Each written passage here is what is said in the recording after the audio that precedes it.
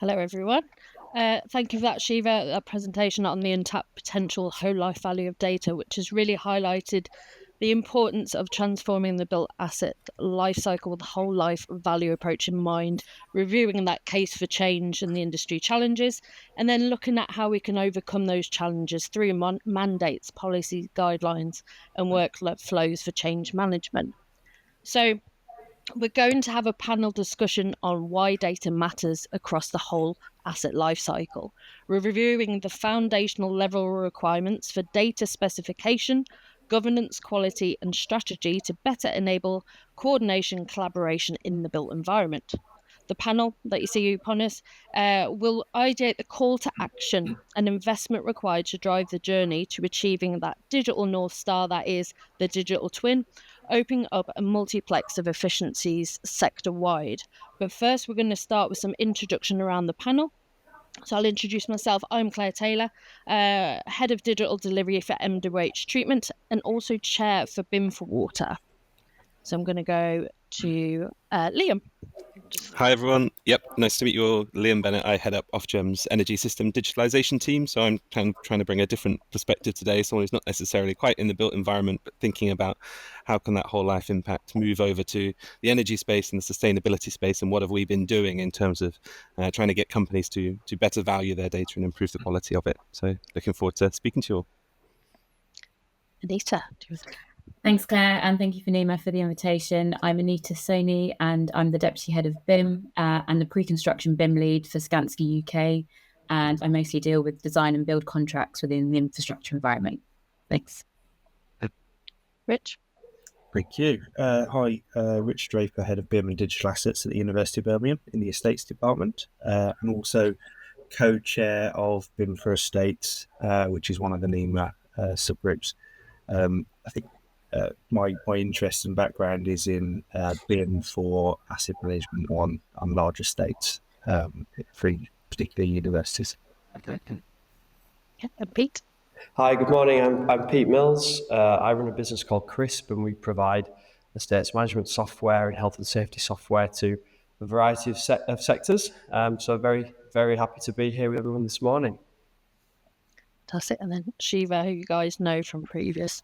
So we've got about probably 35 minutes where we're going to run through some questions and explore people's points of view and hopefully spark some thoughts and ideas that you can take back into your business. But we really do encourage, if you've got a question that you want to ask the panel, do put it in the speakers chat and we will come back to you. So we're going to start with the first question. So how can we improve the way we define data needs to guarantee reliable access to information and create a unified system for managing asset data? And Anita, I'm hoping that you can start us off with that one.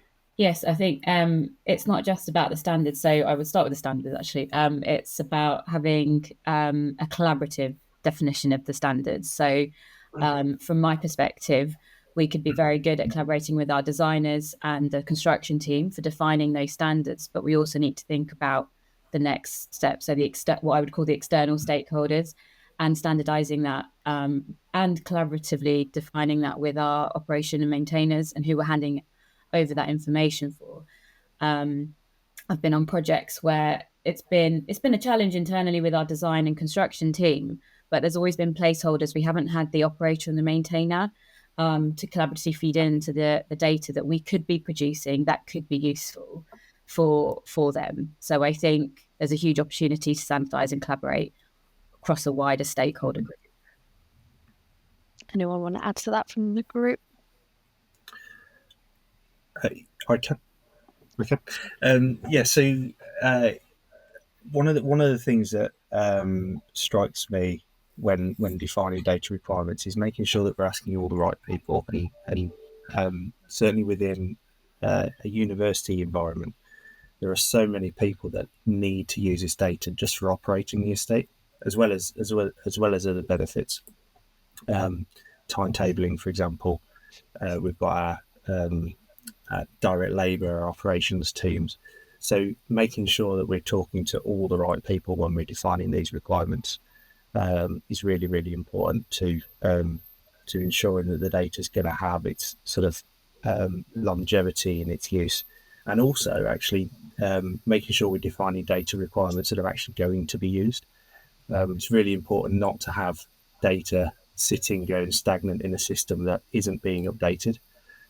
So if it's defined early on that we need some data, but then it's never updated during the life of that facility or building or estate, whatever it is, then it could be relied on, and that's quite important to make sure that we always have reliable data. I don't think there's any platform that's going to make sure that data is always kept up to date. So there are people and processes that need to be involved with that longer term upkeep, but only if we've got the right data defined in the first place. Okay, so focusing on that kind of roles and responsibilities, who should be challenging that quality of information, validating the data, and at what kind of times? Well, I guess. Go back to you, Rich, or to anyone. Sorry, Yeah, Pete. I just to echo both points there, really, from my two fellow panelists. So obviously we come from a vendor perspective, and what's interesting is that you often get a sort of champion advocate that brings you in for a conversation, and look, we've got this project, we've got a number of buildings, we need to sort it out, and of course I agree completely with the standards point. But what we often find then is the people and the change management point of it. So introducing a new product into that whole world. And I often joke that our biggest competitor is the person that's been running the spreadsheet for the last 15 years. So I think it's very much about defining the standards that you want in your organization, but also bringing the people along with you as well. So just touching on that kind of resistance, and I know we explored before about that change management, the challenges. Is there any advice you would give on how you bring those spreadsheet protectors along with us on the journey? I think include them as soon as possible would be my advice.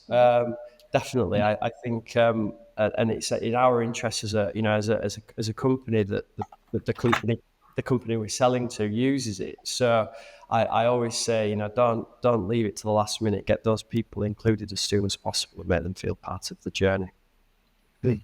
I think so much of this is really a communication challenge, and what we try to do in the energy sector, we have the gas and electricity networks that are monopolies, and we did have maybe some of these slightly more insular viewpoints, spreadsheet protectors, whatever we want to call those people, and we introduced a requirement that companies must produce basically a strategy on how they will digitalize every 2 years, and part of that is really around the engagement that you need to do with data users. So it's getting people within an organization talking to their external data users and saying, how do you want this data to change and how it's structured? What international standards are we thinking about? What national standards are we thinking about? And just facilitating that conversation doesn't always mean you're going to get the right outcome or it's all going to go perfectly, but just facilitating that conversation, I think, is one of the most important things an organization or a sector can do.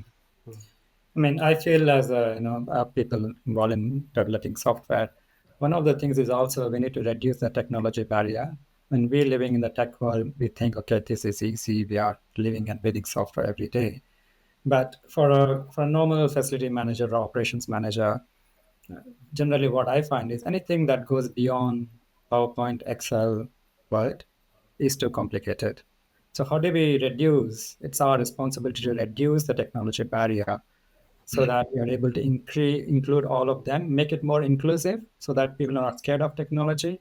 It's more of, so we need to have a more human-centric approach and more user-friendly approach to it. I think that is one of the things we should do to encourage wider and greater participation. One of the strategies that we implemented when we implemented our common data environment for our project information, asset information, documentation aspects was to try and make it as close and as like to eBay and Amazon as we could. And the reason is because almost everybody can go home after work and go and use eBay and Amazon to go and find the products that they want to buy. So we kind of took that approach when we were building a CDE so that people could would be familiar with the types and the way that they can access that information, to try and make it easier from that point of view. I think that's an amazing point. When we set out, because we're 3 years old now, and my background was I'm a technologist, so I ran a software agency for 12 years, and got to see lots of these B2B products. And let's be honest, estates, health and safety, built environment, the stuff's not very sexy, is it? And it's quite difficult to use, especially some of the incumbent stuff. So we use Google Material Design to inform our product design, because exactly that point, if you're comfortable with all of these sort of consumer-facing products around you, why can't your B2B products feel like that? And I think that's a fantastic point, that human-centric design, absolutely. We've also tried to set up our project portal with a 3-click policy. Sometimes it works, sometimes it doesn't. It's similar to the, like you were saying about the eBay, trying to mirror that. But you do have so if we say a site engineer, for example, have very different requirements to a planner or have different tasks. So our challenge is taking that time to understand their end-to-end process. If they want to upload images, it needs to be into a CDE, and even though they don't need to know the details of the CDE, they need to know that the benefit of them putting it there rather than just putting it on their local drive. So there's and I think it was going back to the point, you need the champion, and I feel like the BIM or the IM person becomes that champion to then bring in the subject matter expert, the commercial, the planner, etc. But they shouldn't be, and the quality person, but they shouldn't be taking responsibility, and then they're not becoming the SME themselves. So you almost need a data chaperone or something like that to translate it for them and empower them to move away from that spreadsheet, etc. And that is really, really challenging. But getting them on board early and being a good translator for them, I think you need that human technical translator for sure. Without taking too much of a dive straight away, but we are here to challenge as well. There are instances where we just can't get people to do it, and one of the things that we have had to do in the past is make it impossible to do it any other way. So, for example, we do some approvals through our CDE. So that is the only way now to get a project approved for a CDE. Yeah. So people have to engage with that to do it, and there's no paper-based form which they used to be able to use to get it all done. So there are people who do things by essentially making it the only way to do it. Yes, I completely agree with that. Where we've got multi-site customers, so we work a lot with multi-academy trusts in the UK, and it's really interesting actually, that point. So you've also got different levels of digital literacy, haven't you, in sort of in the demographics. So we've got people who would get straight on it, and then there's those that struggle with it but get there, and then there are those that just don't want to do it because they filled in paper for the last 20 years. And going back to that earlier point about the change management piece, that's something I do sort of confront early on with the stakeholders that bring us in, which is there can't be any other way now. This has to be the system, because you're not going to get the data from it if everyone's not feeding into it. And pretty much when you're very upfront and clear about that as a project KPI, that I think the stakeholders do bring them. But I have seen, I've got in 3 years now, it's been interesting. I have seen people leave an organisation because they've just not got on board with the implementation. So yeah, interesting. Okay, so I'm just going to move on to the next question.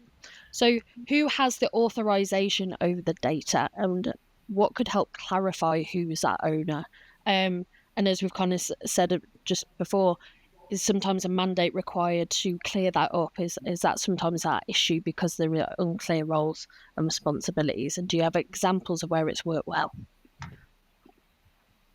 So I can step in here. So in the energy sector, we thought there was a mandate required. We thought there's, as I talked before, we're thinking about monopolies here, so there was no real competitive element to push organisations to have greater control of their data and to better manage it. So we thought a mandate was required, but equally we don't want to wade into those organisations and just start naming people left, right, and centre who the appropriate functions are. So instead, we created a framework, right, of sort of data controllers, data users, and essentially required the companies to report those to us. And we think that had pretty strong benefits for those organisations internally. And we saw that reflecting in kind of some of the business plans that ended up being submitted, and the value we're actually seeing now from some of that data that's now being shared openly within the energy sector. So I think it makes a huge difference if you can just account those responsibilities. Sometimes you're going to need a framework.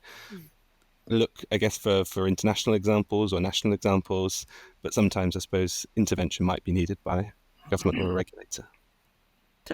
I think the other aspect to consider here is there is data ownership issue in terms of legality, but also the data residency issue. Because we use multiple systems even in a building, right? In a smart building, there are so many different systems, and each system is generating its own data. And each vendor has their own, probably a cloud space. So the ownership is one aspect, the data residence is another aspect, and how are you sharing that data to draw insights, to make data-driven decisions is also another major challenge that needs to be addressed, actually.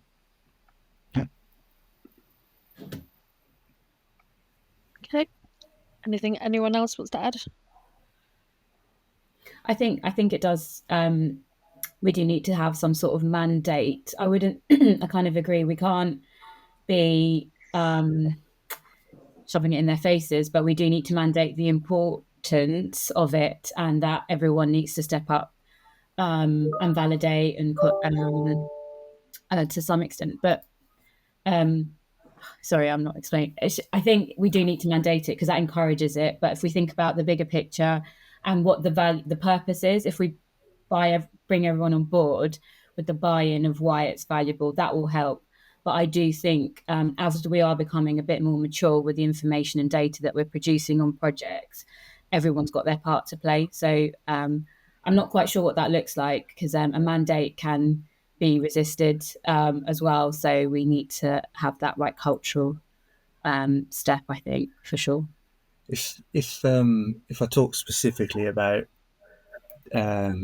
data within BIM models and the way that that's produced for us on projects, so specifically at the university, we have a set of BIM requirements with an asset matrix which really specifies exactly what we need on all of our projects, and we have that built into our framework. We've got a framework that works across all HE organisations that we set up, and essentially those requirements are embedded into that framework. So all of the framework contractors and consultants understand what the requirement is, and project by project, that then becomes a contractual requirement on a project to deliver. And the contractor, the lead contractor whose project it is then responsible for making sure that information's in, using their teams to get it in, and there is a responsibility to check it. But then we also then take responsibility within the university, sort of owner operator in organisation, to check that has been done.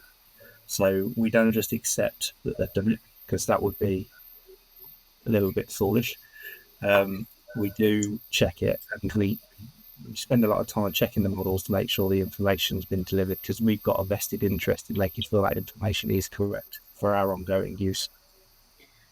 I think just from our perspective, we've definitely had that. Everyone understands what data or what they need to produce, but then when it comes to asset management and O&M, we haven't necessarily got that person or that entity to then verify and validate that. So we're not second guessing, but we're trying to make an executive decision on what they may need. And so I think that's where there's an opportunity to bring in that person from the OPEX stages, and bring them in to get their expertise, because I like the fact that you're then validating that from the O&M side.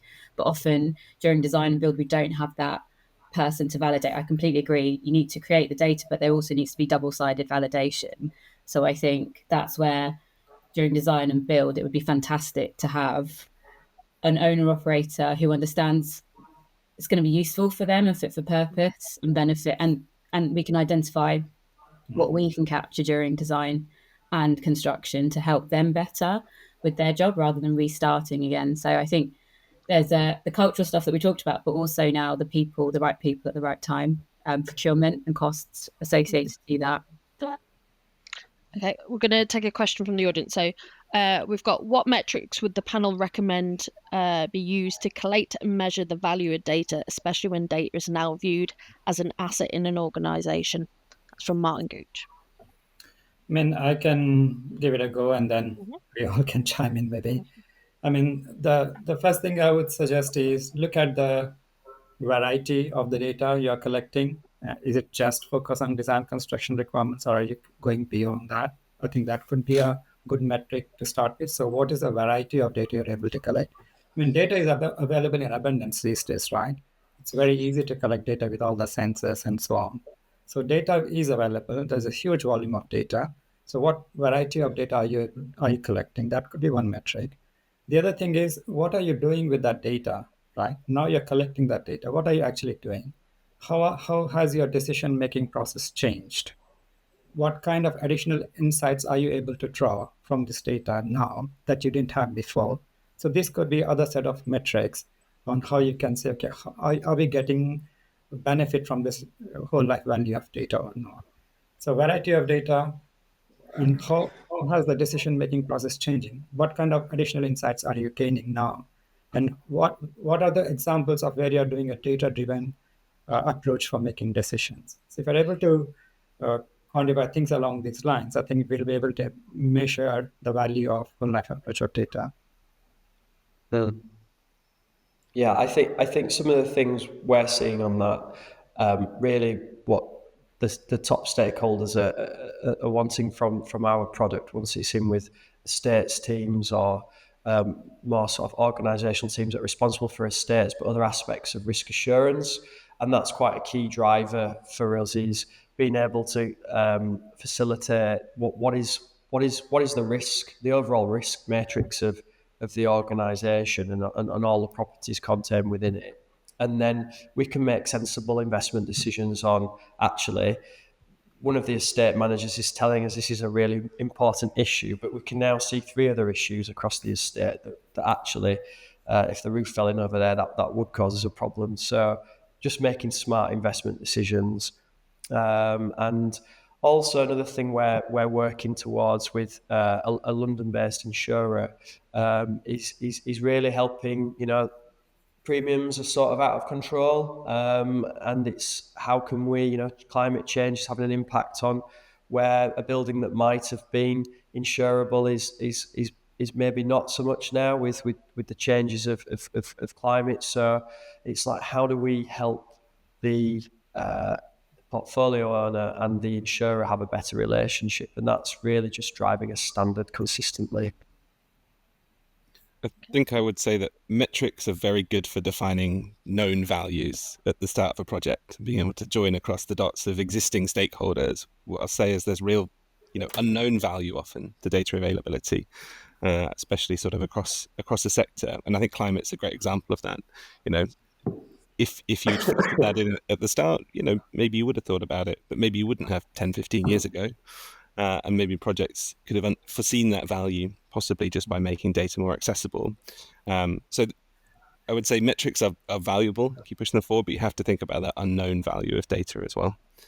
But just following on from that, we did some work, or are actively doing some work within the digital twin platform that Siva was showing us, and we were able to put data into there that we already had access to.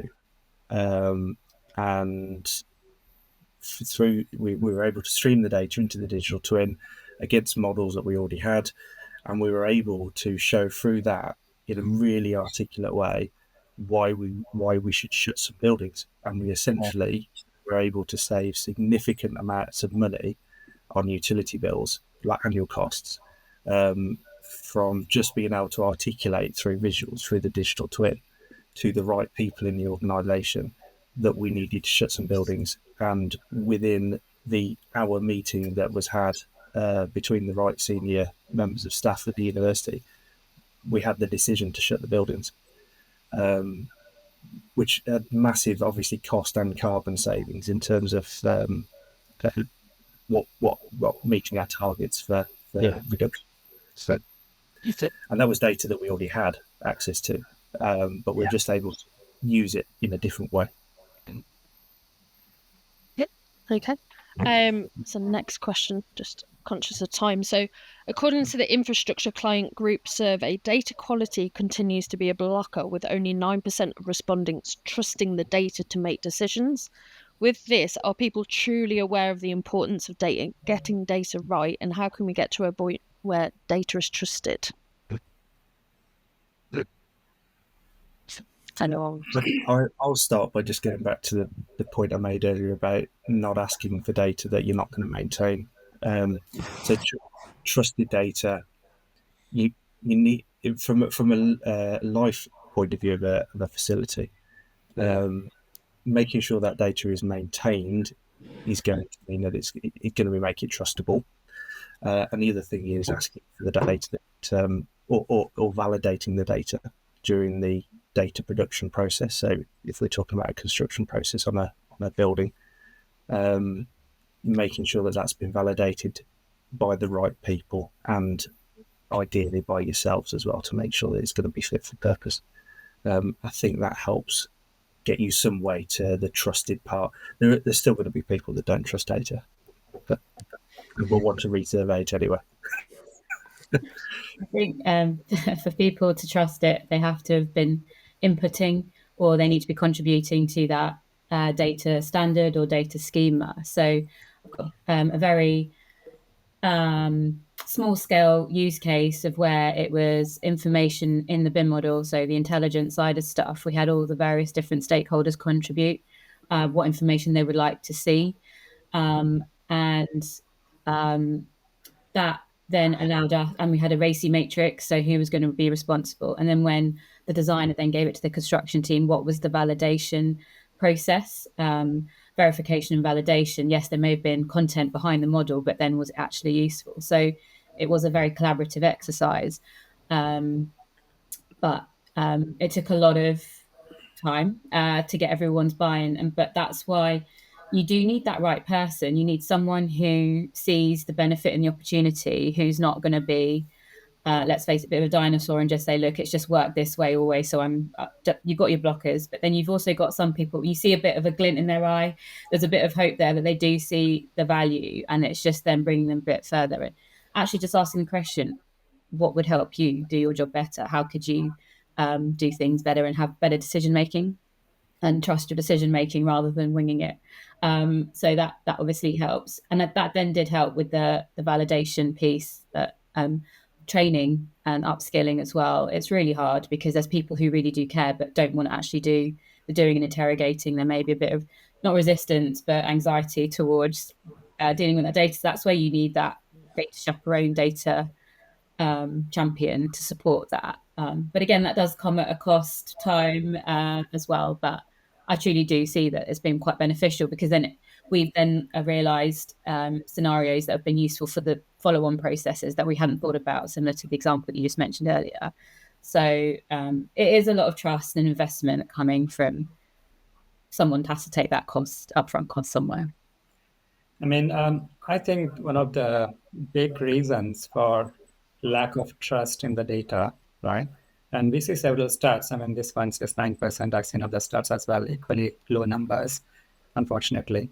And one of the main reasons, I think, is lack of visibility, lack of involvement, or it's human nature. Even if you give them the best quality data is handed over, if they're not involved in the process, if they're not seeing it, what you've been doing, then they won't trust it. And we have been talking to customers where they say, the best case is you get the ideal scenario is the data is handed over to you, during commissioning phase or handover phase.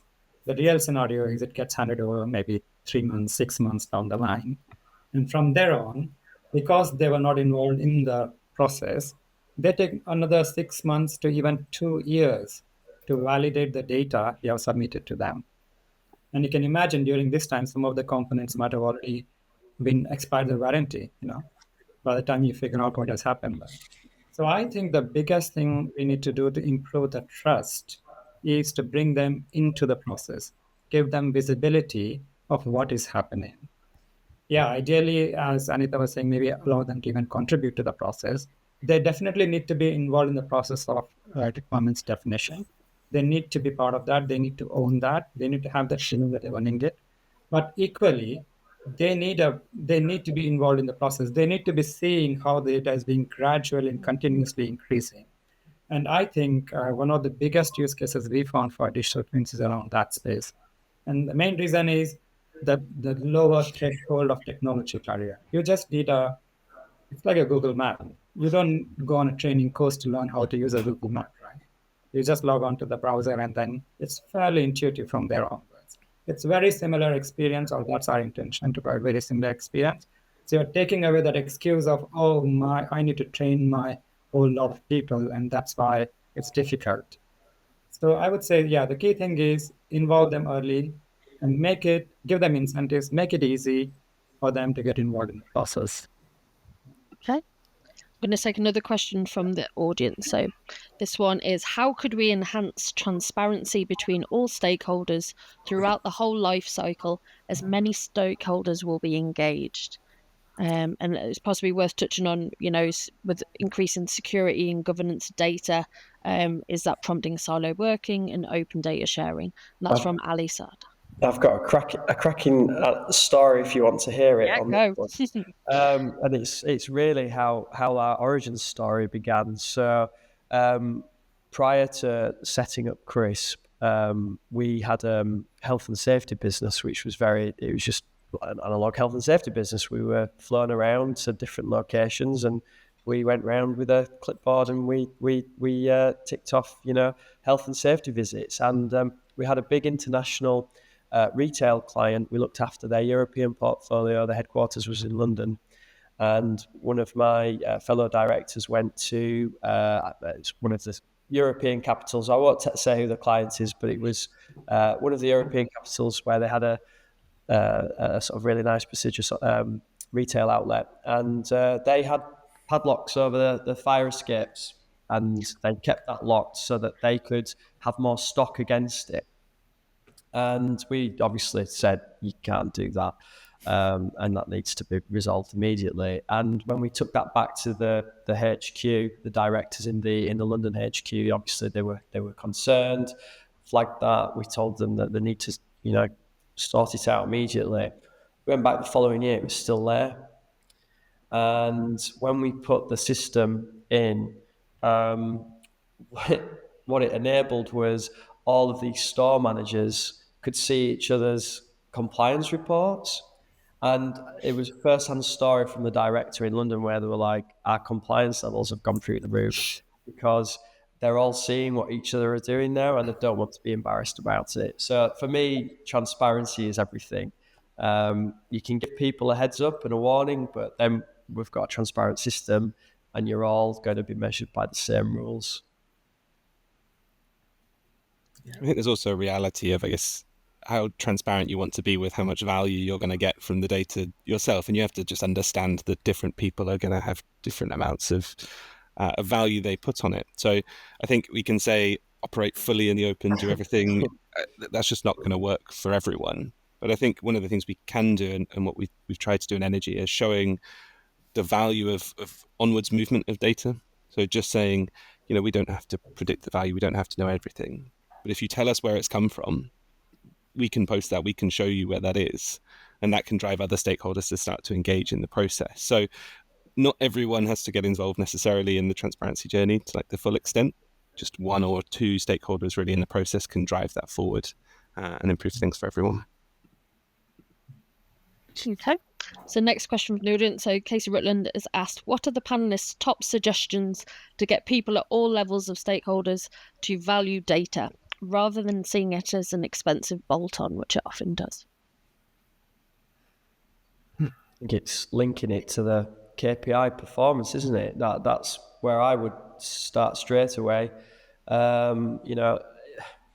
Coming back to some of the comments from my fellow panelists this morning, the reality is that people are people, and there'll be some that adopt it straight away. There'll be some that watch the others, and then there'll be others that you have to take there kicking and screaming. But I think if you make it part of a job role, so i.e., you're an estates director and actually your capital budget is a couple of £1 million a year, and how you spend that is it's based on some agreed metrics, and your peer review is rewarded by being really careful with how you spend it, and you're spending it with informed decisions based on good data, right? Not gut instinct or because you like a contractor or that kind of stuff. So yeah, that's what I'd say to that.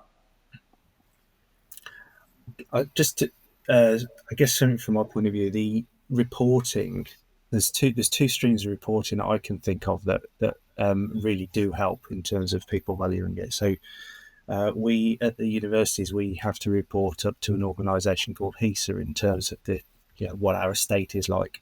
So using the data to then feed up to that reporting, which we have to do annually. And the more that we can make sure that our data is actually feeding directly into that reporting process, one, the easier it will actually be to do the reporting, because it typically would take an organisation weeks to get this data together. Whereas if we're using the data that we're using day to day to feed straight up into it to create the reporting, that's really valuable because that saves a lot of time. And then also from a thinking about building compliance and essentially are our buildings compliant in terms of their mechanical, electrical systems, etc. If the reporting for the compliance reporting is driven out of the data rather than somebody's spreadsheet that they kind of fudge to make it look right before doing the reporting, and actually using the real data, the asset data, the sort of help desk data that comes through, etc., getting those reports to be the reports that come through to senior management reporting. And as long as those senior managers know that their reporting is coming from the real data and not a fudge, then Yeah. then I think they will then start to value it. And I think the guys using the data and developing the data will actually value it more as well then, because they realise that data is actually being used by senior managers to do their job as well. I mean, in my view, to explain the importance of data, you don't have to go far at all. Just look at your phone. What do you do with it? You're on Google, you're on Facebook, you're on X. How are they making money? Using your data, probably. So as I say, when the product is free, you are probably the product, right? So that explains the immense value of data. And without data, that data is a key ingredient for everything these days. You want to draw some insights, you want to make some data-driven decisions, you want to understand how draw some business intelligence. Everything is underpinned by data. Otherwise, you're just making guesses and hoping for the best, right? So yeah, data is the key ingredient, and undoubtedly it is the most valuable asset of an organization. I think you have to, all those levels of stakeholders, what are their biggest pains? What are their biggest concerns? What's keeping them up at night? So I can think from a project director's perspective, they just need to ensure that they're going to be delivering on time and on budget. So what data and information can we give them that will help them give that reassurance? From a site engineer's perspective, for example, they just need to know, or they need to know from the design information that it can be trusted. So what would help them be more efficient? What would help them have some reassurance that we're all reaching the same goal eventually? And then I think that's where the value comes, and the trust, etc. But giving them the information that will help them do their job better. I think ultimately kind of what we're talking about really is a cultural change, right? And I'd like to think that regulators can help influence cultural change in a sector. I think probably varies regulator to regulator, but the biggest thing we saw to kind of change that culture in energy really was having a voice at the top table, right? So appointing maybe a chief data officer or a chief information officer to really show that value at the highest levels. And then the processes and that culture change just all flows down. It's not to say it will work every time, but I think that is the biggest way we've seen culture change happen within the sector, is empower people at the highest levels to create that culture change. Okay. I'm going to try and squeeze in a couple more questions from the audience. So this one, are you aware of any work being done to establish a clear link for investors between the cost of implementing information management and the financial value of the asset at the end? And that's from Phil Lesher. No. Okay, that's an easy one. Not from my point of view. I don't know if anybody else has seen anything like that, but I haven't. Yeah, I mean, this ties in for us is our work with insurers and helping their direct clients. So we're in the middle of a project at the minute with a business that has a portfolio of different interests across 140 sites in the UK and Ireland, and they do everything from halfway houses to sheltered accommodation. They have some manufacturing as well, and their executive board were literally saying to us, we can't see emerging risks. It's a governance piece. We can't see them. And that was really because they've got 5 or 6 systems in the organisation all trying to do similar things or overlapping or not being used properly. So I think, from an investment perspective, they're an organisation. They're there to make money, and they're trying to minimise their insurance exposure. So, having real time information as much as possible on the property portfolio, and also linking that with the specialisms within the business as well. So, the director of health and safety was sort of saying, "Look, I need to know if there's things going wrong in the property, because that could lead to an accident, and that information needs to be linked. That data needs to be made, available to me, and that individual's using another safety system over here, right?" So, yeah, I think that's probably an exception, but I'm certainly seeing it start to happen in the sort of insurance-led discussions we're in. Yeah, we've seen a bit of it. So we run network price controls for our monopolies to say how much they're invested over a 5-year period. And as part of that process, our engineers internally are very used to saying there is this substation going to be installed. It's going to have a rate of return of 4.5%, and it will run for 30 years. Very nice. Then you bring in a digital investment and say, actually, we could make 1.5-2% saving across all our substations over a 4-year period, and we're going to have these incredible rates of return. And our engineers just, much like investors, are a bit incredulous. And I think that kind of transformational power and looking across the whole organization is very difficult to do, and it does require a mindset change from people who've worked in traditional ways in the sector. And I say, you just keep having to have the conversation. You can't move it forward, can't get it from start to finish entirely in one go. You just have to keep moving it forward over a period. So we've got the next round coming up next year. We'll see if that conversation has moved forward. I think it's having those right people in the roles as well. Someone's just put in the chat, I've had a chief information officer and they asked me what version of BIM we were using. And you just go, right, actually, you're the right people that we're putting in the right place. So I'm just going to close out, look at a final question. So everyone in the panel, what is the single most important concept for people to bear in mind in the audience when managing data across the whole asset life cycle, whilst also achieving that scalability needed for a successful digital transformation? What's your one takeaway for everybody? What I think, from my perspective, what is it that you're trying to achieve? Is it a safety culture?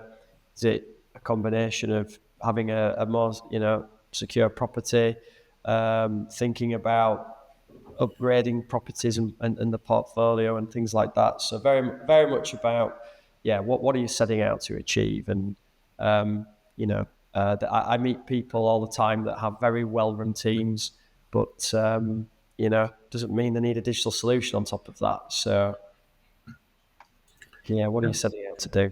I would say, similar, I guess, outcome-based approach. So have clarity on what you're trying to achieve in the first instance. That then defines the rest of the things, requirements, and everything else from there. Second thing would be involvement of right kind of stakeholders. So make sure that all kinds of stakeholders are involved, and then ensure technology is human-centric and it is usable and it's user-friendly.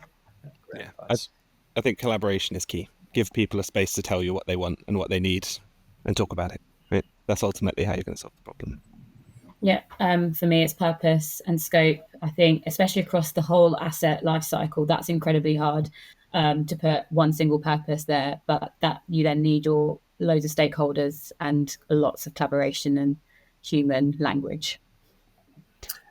I would say, probably really quickly, don't copy and paste your requirements. Make sure they're fit for your organisation, because it will be you that needs to manage them. Claire, have you got anything? Oh, I think for me, it's probably that people-led digitalisation, that make the people own it, make them at the heart of the journey and bring them along, and be conscious that people are almost grieving their old roles and that the spreadsheet protectors. So yeah, be conscious that they're almost grieving for that loss and they're going to have to come on a journey. So don't try and get too frustrated with them. They'll come through that stage. So yeah, people-led digitalisation for me is a big one. Green. So yeah, thank you for your time, everyone. Great answers from the panel here today and participation from the audience. And I hope you've enjoyed our panel discussion on the whole life value of data, and hope you have a great conference. Thank you very much. Thank you. Thanks for having us. Thank you. Bye. Bye-bye.